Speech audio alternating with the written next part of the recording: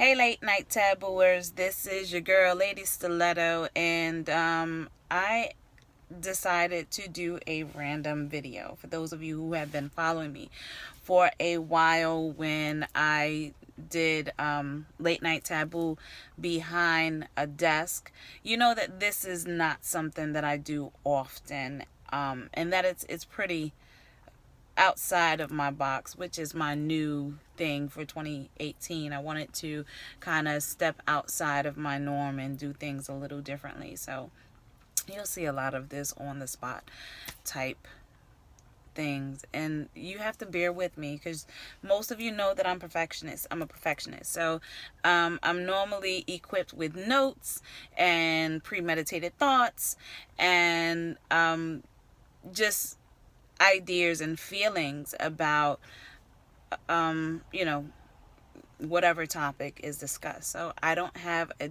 general topic. Is something just told me to press the record button and see what comes out.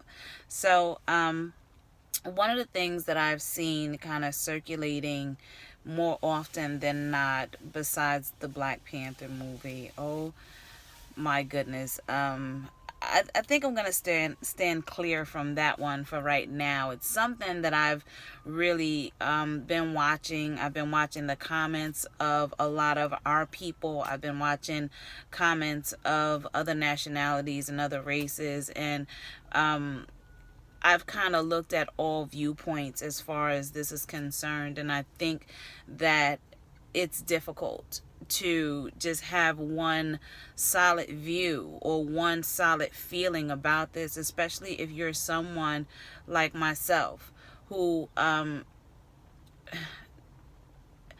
really take into consideration all aspects, not just from my viewpoint or from the viewpoint of someone that I can probably relate to, but also what it looks like on the outside looking in.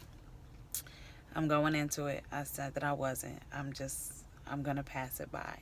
So in relation, kind of, sort of, almost, and in connection to Black Panther, is the resilient representation of a king, right?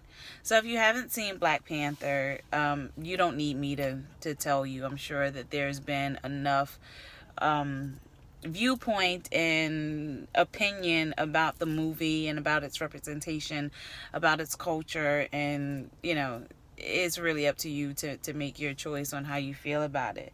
But the one thing that I wanted to touch up on is that everyone is going nuts over the Black Panther, and he is just like the total representation of what a true king is. Someone who can rule, someone who can protect, someone you can trust, someone that gives you comfort, who you want to serve, who you want to do great for. And I find it interesting that, we have a lot of our women in society, and although the spotlight is always kind of shining on Black women and our view of our Black men, it's really a man-woman type thing. It's really how you were raised, how you see things, how you see yourself makes a big difference. And the one thing that I find challenging as a woman is to hear another woman say, I'm taking king status. So we all understand that everyone has a role. Everyone has a role.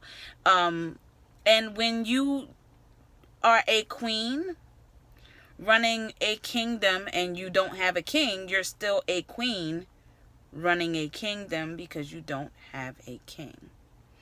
So now I think that the role of king really has multiple definitions based on how people use the term. Now, at the end of the day, you have to crown your king.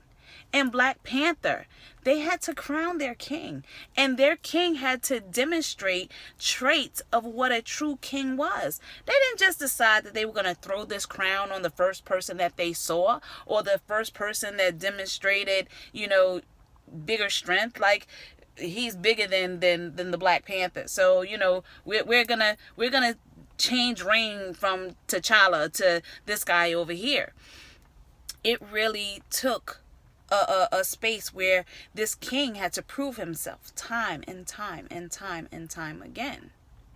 But in today's society, we have women who, have bad experiences with men, bad experiences with men who make bad decisions. And automatically we feel like the world has no more good men to offer. So we as women are going to stand up and we're going to take the throne. If you understand the structure of, or not even the structure, because everyone goes against the grain, you don't have to believe that this is an accurate account. It's just my opinion, I guess. But, the whole point of royalty is to have a solid foundation, an empire to build from. The traditional sense of a kingdom has a king and a queen. Quite often, the king dies off or the queen dies off. And if someone takes their place, they have to prove that they are worth the honor of the crown. My biggest problem with a lot of women is they complain about the men that they encounter, but these are the men that they are attracting. So what does it say about you if you're constantly attracting the same type of men? The same type of men that you don't feel deserves the crown. Some of them give the crown away. You give it away and then you complain later about how this man didn't deserve the crown. Well, you gave it to him. Each one of us have our own kingdoms. And if you choose not to have a king, that's fine. But you can't discredit all kings just because you can't find one to rule your kingdom.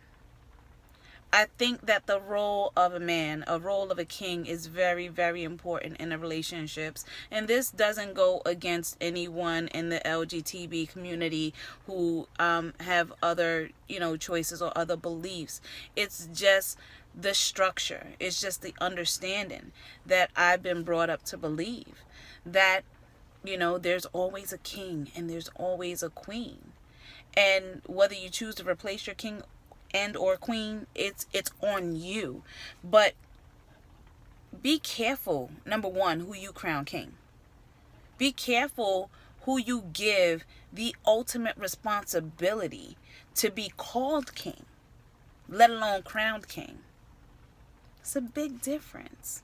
And you have a lot of women, ratchet women, claiming queen status, but you don't have anything substantial outside of you being a woman that qualifies you to be queen. You're out here looking for a build-a-man. You know what I mean? You're looking for this guy that comes stuffed with everything. He got cars. He got money. He got, fine clothing. He got his own business. Or he got this. He got that. And the ones that are making the most demands 9 times out of 10 don't have anything to offer. They have nothing to bring to the table, but they want to come to the table where it's fully covered. Yet you don't cook. You can't clean. You don't take care of your kids. You worry more about you than you do about the people around you. Like, how do you become, how do you put yourself on automatic queen status because it looks good? Like, I'm just thrown by it. And seeing this movie, it was exhilarating. It was exciting. It was it was beautiful to see, the unfolding of royalty. But we just got so many queens out here just demanding kings, but they're imposters. I'm gonna leave it at that. But just something to think of. Like, there is a structure. Whether you accept that structure or not, whether you believe in that structure or not, regardless, there is a structure. And it's up to you to find out what that means to you. If you feel like you don't need a king, that's fine. But understand that the reflection of the people around you are really you. So, this is me signing off. I hope you guys can take away something from the video. And if you don't agree, just let me know your thoughts. How do you feel about king and queens? Like, is it an important role? Is it something that we have lost sight of? Or am I just delusional? Until the next video, wishing you chocolate-covered dreams and the sweetest, most erotic fantasies with no filter, no guilt, just blaze. This is Lady Stiletto on Kings and Queens, an impromptu, press the record button type video. Come back. I have more to share. Like, subscribe, comment, do what you do best. Talk to you guys soon.